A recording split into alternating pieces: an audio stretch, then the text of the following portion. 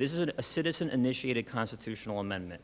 For the past year, Tea Party groups, aided late by the state Republican Party, have been pushing for a constitutional amendment that will allow Ohioans to opt out of parts of the new federal health care law.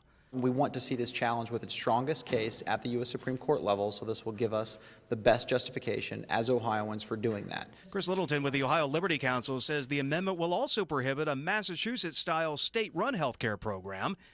Wednesday, the group filed just over 546,000 signatures with the Secretary of State. Of those, over 385,000 must be verified in order to qualify for November's ballot. That means over 70% of the petition signatures must be valid.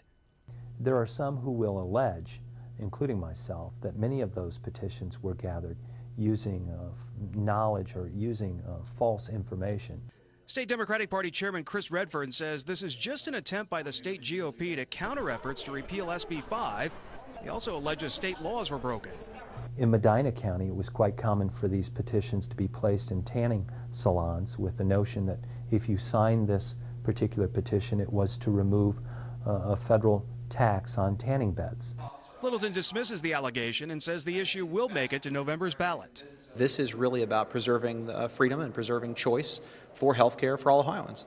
Secretary of State John Husted has until July 26 to notify supporters if they meet the signature requirements. If not, they get 10 more days to gather more signatures. In Columbus, Jim Heath, the Ohio News Network.